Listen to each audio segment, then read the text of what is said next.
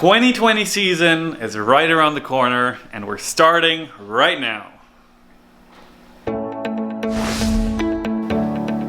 So I have no clue how long this is going to take and what we're going to do, but the goal of this video is, by the end of it, my schedule for next year is set in stone. Yeah, and how they say it in here, well planned is halfway done, right? Well planned is halfway done. That's how we say it. All right, where should we start? I have no idea how that video file got damaged or what happened, but it's not usable. I couldn't fix it, so here we are 4 weeks later. I don't know how I wasn't able to post this until now. Thank you everyone for eating up the Paul Macbeth footage. That trip was totally worth it and so much fun, and we have more plans coming up soon, but for now it is 2020 and I'm finally sitting down to make this video to let you guys know where I'm gonna be and when I'm gonna be there and what tournaments I'm gonna play and why. So let's get right into it. Alright, here we go. The tour, as always, starts in late February in Vegas. I've decided to play Vegas again, even though it's not on the national tour this year. Regardless, it is a great 3 courses for me. Bomber courses. The only thing I'm slightly worried about is injury risk there, because coming out of the off season, going to 3 huge courses where you just put so much torque on your body, that's the only thing I'm slightly worried about, but that's what off-season training is for, to be prepared. And next up, of course, the tournament that has been most consistent and best for me in the last 4 or 5 years is Phoenix, Arizona, the Memorial. I think I haven't finished out of the top 3 there in the last 4 years, maybe 5 years. I don't know, but always a fun place. Super cool courses with a bunch of hyzer chip shots. My favorite. Alright, then in March, going back home for just over a week. And then we have the famous every spring Texas Swing. And that was an unintentional rhyme. But starting in Waco, I extra put there, book early, because last year I had such a freaking disaster. I booked everything too late. Dallas was out of rental cars. I called every Hertz location there was, and the places that had rental cars, the prices were insane, like $1,500 for a week. Like, come on, like. And then I Ubered from Dallas to Waco, and the hotels were just so overbooked, and because there was some other event going on, it was spring break, and Waco had like something, I don't know. But I gotta book that today. Book the flight to Dallas, get a rental car, and then that should be easier. Okay, that's a pro tour, and then between the tournament in Waco and Tyler is a national tour, in Belton, Texas, the Open. I think that's just an A tier, so pretty easy. And then national tour in Tyler, Texas. I think that's at Lindsay Park. And I've played there before, and 2 great courses, I think, and I'm looking forward to that one. Texas Swing is always super awesome, super special. I love the food, I love the courses, I love the huge disc golf community, so that's always something to look forward to once a year at least.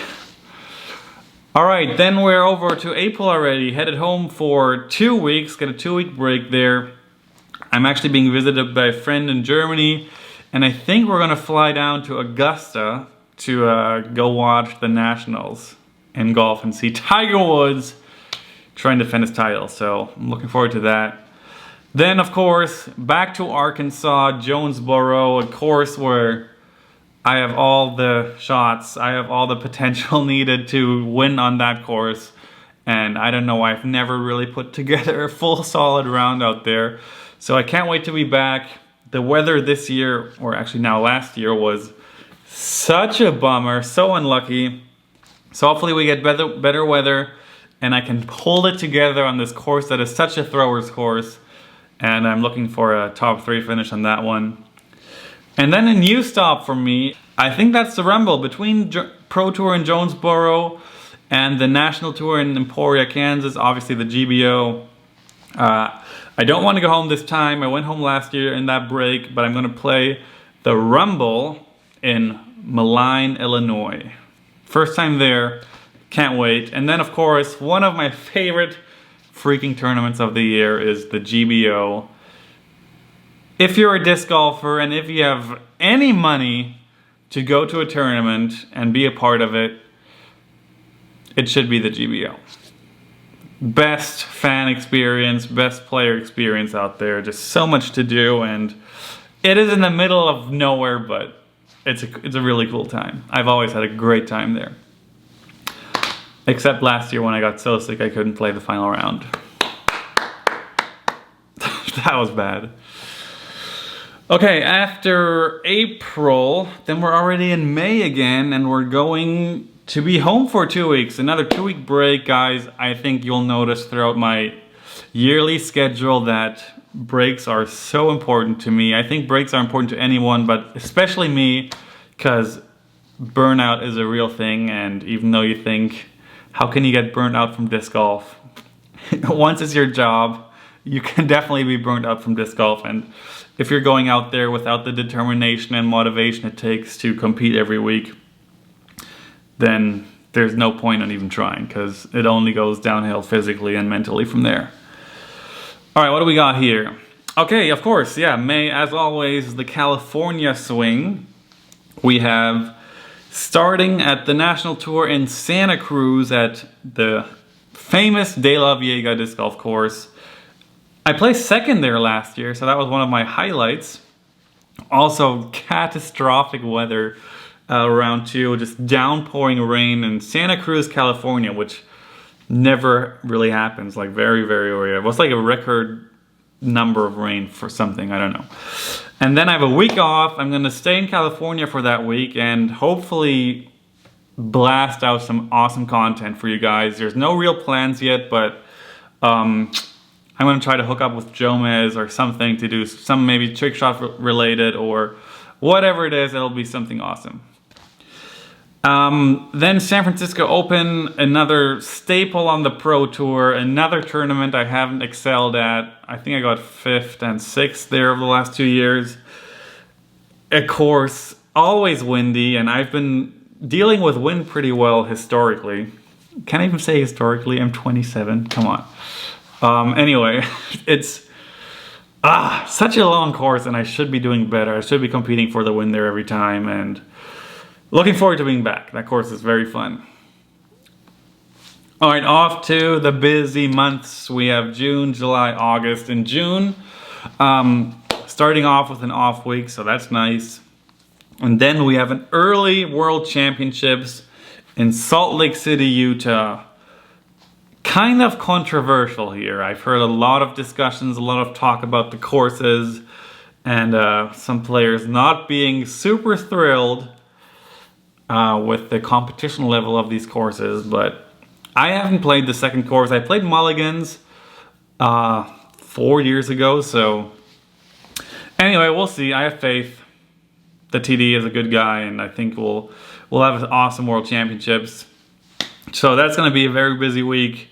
And from there, one of my favorite swings of the year is Portland, Oregon, where we have, which one's first? Why do I only write Portland and not which tournament it is? Because there's 2 tournaments back-to-back in Portland. We have the Beaver State Fling, of course, and we have the Portland Open. And these 2 Portland events are always going to be 2 of my favorite events out there. Just so beautiful. Guys, if you have any money and can travel to a tournament, go to freaking Portland. It's awesome. Okay, then after Portland, I'm gonna go home for a couple days. And then home, which is Boston, by the way. And then I'm flying to Finland to the sickest tournament ever. I mean, it's one of a kind, the fan experience there. There's like 3,000 to 5,000 people following the lead card and watching, and epic Final 4 holes. Best media crews out there. it's always just special. So can't wait for that. Then I'm going to stay in Finland for another week. We haven't exactly planned yet what we're going to do there, but maybe with Eagle or maybe some Finnish local pros, some kind of tour to do like some meet and greets or whatever it is, because disc golf in Finland is next level. That's all I can say. Next level. So there's some real fans out there, and of course we want to give back as much as we can. August and September actually look like the busiest months of the year tournament-wise. So I'm going to come back from Europe, and then there's a tournament. I think I decided to play it this year. Pro Tour in Burlington, Kentucky. This is the Idlewild Open. Of course, I also played 4 years ago-ish, or maybe 5 years ago by now. I don't know. But I'm not sure why I decided to put it on there, but UC and I made a good point on why. So I'm just trusting that right now that I'm going to be at Idlewild this year because I want to. Going home for a week. Oh, yeah, right. It's the European Championships again. So the European Championships are going to be in Prague at the Konopishta venue, which I won in 2017, and I got second and third the other 2 times. So, and no Americans will be there. So my chances, I feel like, are pretty good. I can't wait to be back. One of the coolest, most beautiful, and all-around best courses I've ever played. So European Championships in August. That's going to be a great time. And right after that, flying back to Boston. And then I have my local Pro Tour event in Leicester, which is obviously the MVP Open at Maple Hill, one of my favorite courses in Massachusetts, in the United States, in the world. How many times? I feel like every place is kind of cool, but Maple Hill, you guys know, one of the greatest. Looking forward to that as well. Then we have September with 6 tournaments in a row. European Championships, Maple Hill, Smuggler's Notch, Delaware, Maine, and Nashville. All right, of course, Pro Tour at Smuggler's Notch, Vermont. It's only like a 3-hour drive, 3.5-hour drive from here, so looking forward to that one too. Green Mountain Championship courses are sublime.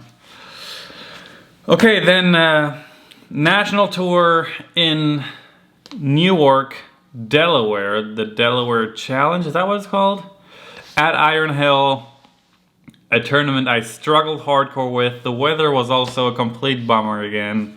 So hopefully we get nicer weather and I can redeem myself on that course. I got 13th or something with like a quadruple bogey on the last hole. Something like that. It was a bummer. So going back there to redeem myself.